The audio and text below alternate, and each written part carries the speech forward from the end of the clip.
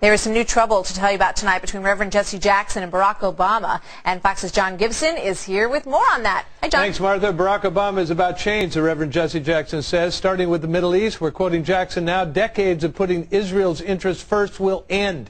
In an interview in France with Amir Tahiri of the New York Post, Jackson said, Zionists have controlled American policy for decades and will lose their clout when Barack Obama enters the White House.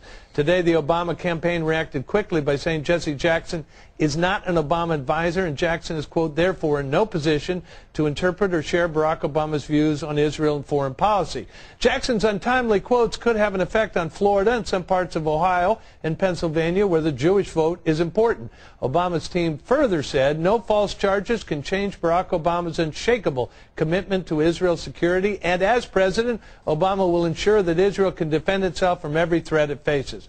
While keeping Obama's denials in mind, I'd like to remind you of my comments last week on Obama's close relationship with Rashid Khalidi.